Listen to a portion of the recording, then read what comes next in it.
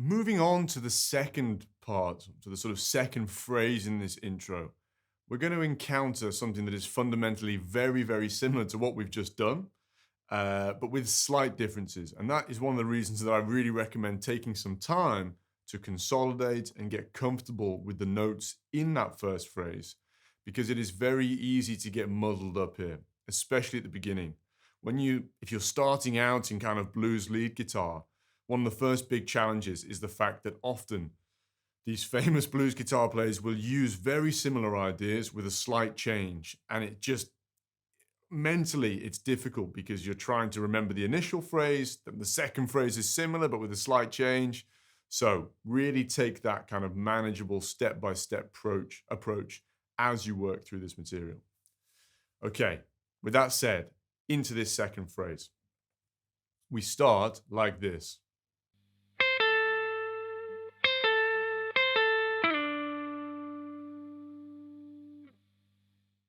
So again, what's happened here is we've moved from the first shape of the minor pentatonic scale, which is where we ended the last phrase. We've moved back up into the second shape. And similar start really to what we did, except now we're targeting an additional note or a new note on the high E string, but we're still hitting that tonic note of A on the B string. So what we've got here is as follows. So we're playing that 8th fret on the E string with our first finger and the 10th fret on the B string with the third finger. And we're going to do that twice.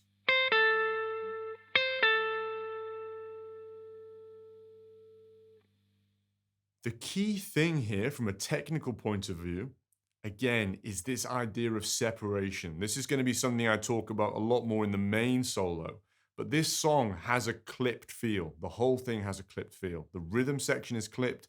A lot of the main sort of lead guitar is clipped as well. And here, between these two particular notes, you want that separation. You want this sound. You do not want this sound.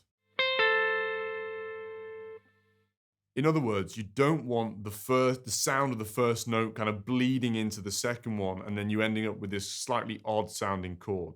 So kind of keep them clipped and think about that picking hand getting involved and sort of dropping onto the strings if needed, just to kind of clip the notes there. So we've just done that twice. Now we're actually going to do it a third time, but then we're going to move very quickly off that section the third time to repeat a similar idea we saw in the initial phrase. So the third time starts the same, but then that middle finger jumps to the 9th fret on the G string, and we again execute that quite quick slide down from the 9th to the 7th fret.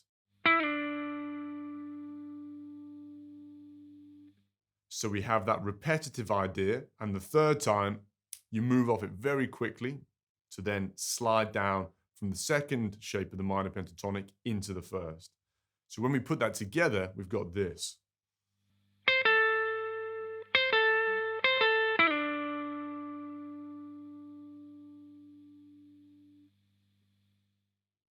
Once we're in this position, again, something quite similar happens to the first phrase. We drop down to that 5th fret on the G string with the first finger, and we execute a blues curl.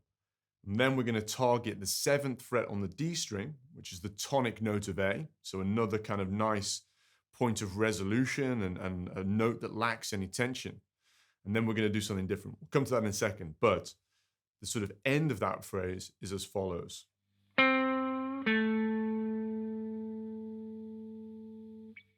So when we put all of that together, we've got this.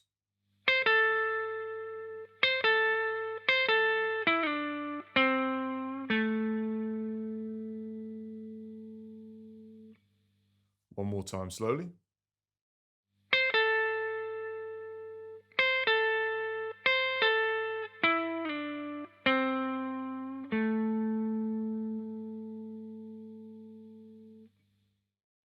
Now, this next lick to kind of finish things off is really, really cool and very important because, again, it sort of follows that thread between the first shape of the minor pentatonic scale and the second shape.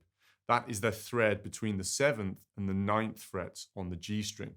So far, we've been following the thread downwards from the 2nd shape to the 1st. Now we're doing the opposite, following it from the 1st shape up to the 2nd. So here, what we're going to do, we've just played out with our 3rd finger on the 7th fret, and the next phrase looks and sounds like this.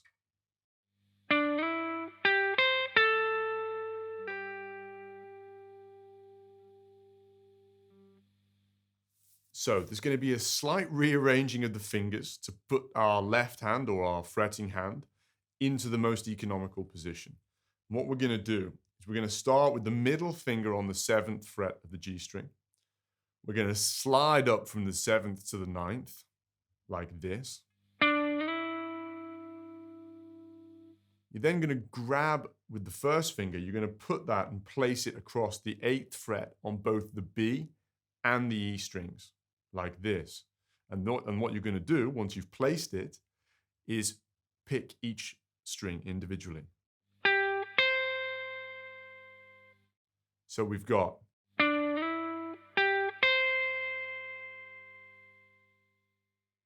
And we're going to then round the whole thing off by returning to that 10th fret on the B string, the note of A, and hitting that note, holding it, and then as it's kind of dying, pulling off to the 8th fret, which is a very, very cool idea because you get this sense of resolution with the tonic note. I've spoken about this in a lot of different courses in the Blues Club, so I've popped some links below of this idea if it's kind of a new one for you. But you hit that tonic note, real sense of resolution. And then just when you think, oh, everything's finished, quick little movement to the 8th fret. Very nice, very subtle, but very nice little idea. So what we have there is as follows.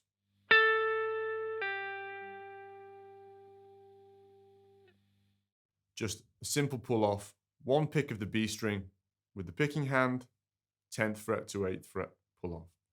When we put that little phrase together, we have as follows.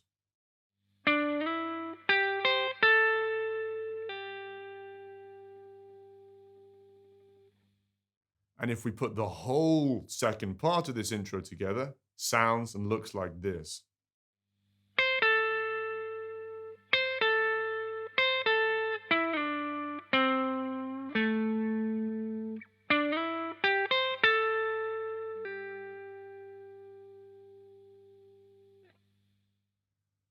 Again, as with the first part of the solo here, break the challenge of learning this down into small chunks.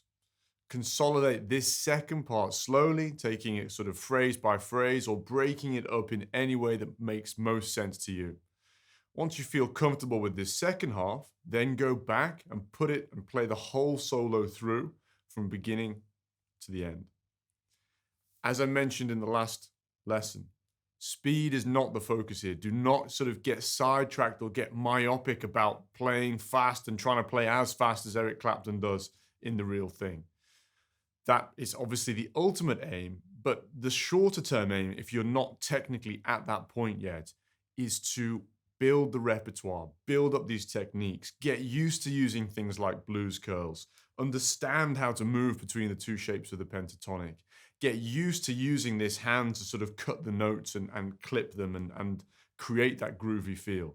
That is what it's all about.